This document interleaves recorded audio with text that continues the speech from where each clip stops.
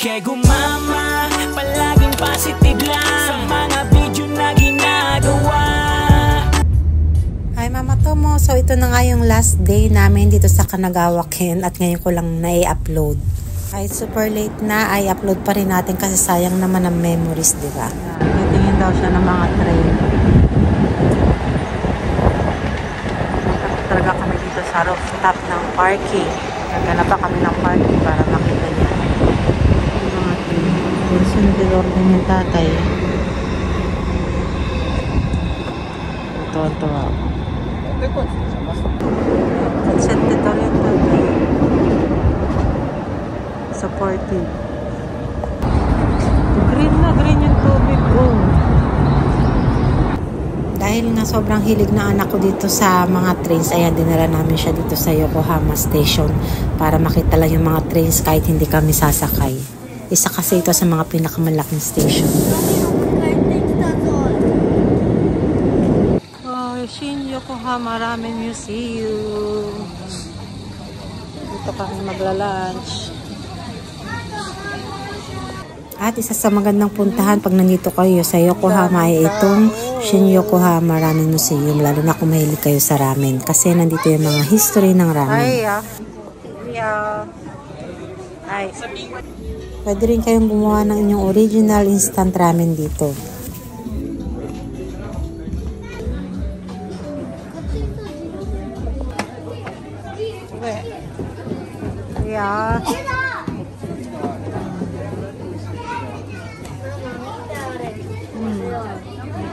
At dito naman sa part na ito ang talagang nakaka-amaze kasi retro vibes. Meron sila ditong Showa style theme na town.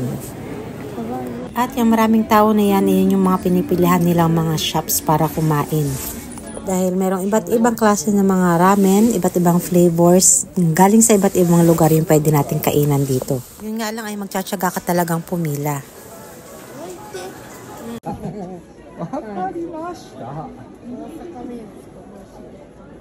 Meron din mga lumang tindahan ng snacks kaya matutuwa yung mga bata dito. So bihira na lang kasi yung mga ganitong tindahan dito sa Japan. Oh, image shite. Hai, Showa. Showa Jidai. Ako ko na temi. Shitaete miyo. Naranderu kedo.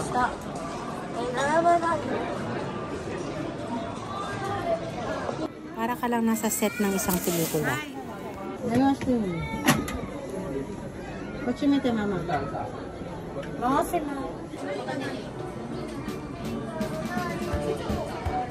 Hai, arete kure sai.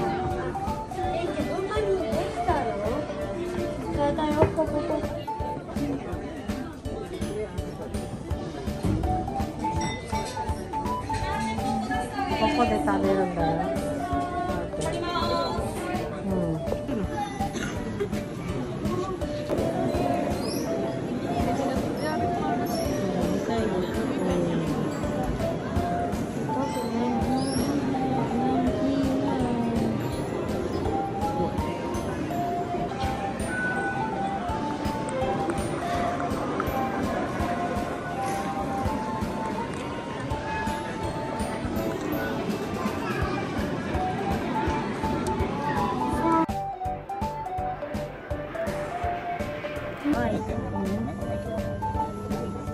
味噌ラーメンしかないな。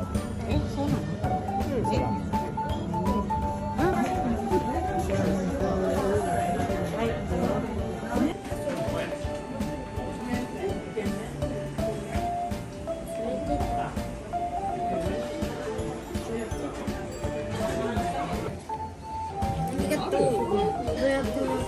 箸で下から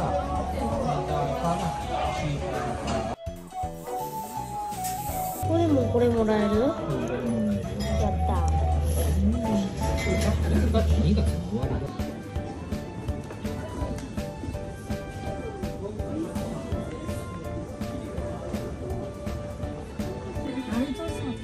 シャープ。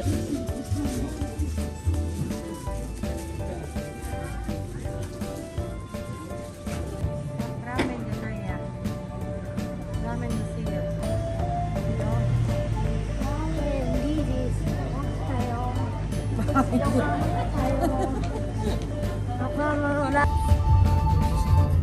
およそ200メートル先、左方向です。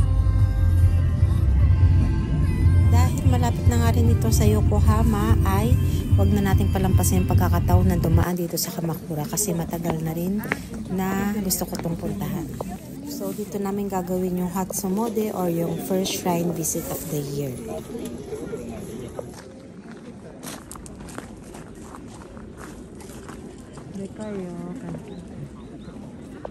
Napakalaki niya sa personal.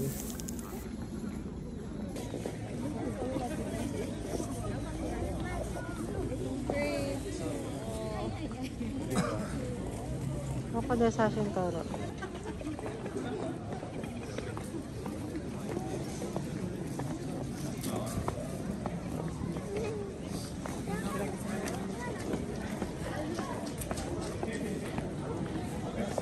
At dahil pwedeng pumasok sa loob, tingnan natin kung ano yung nasa loob ng Buddha.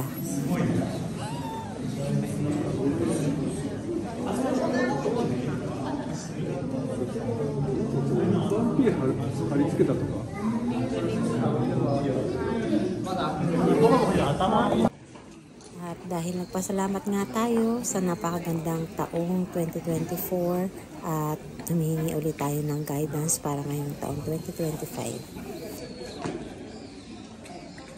Isa nga rin sa hiling ko ay sana mas marami pa kaming lugar na mapuntahan na magkakasama ng aking pamilya.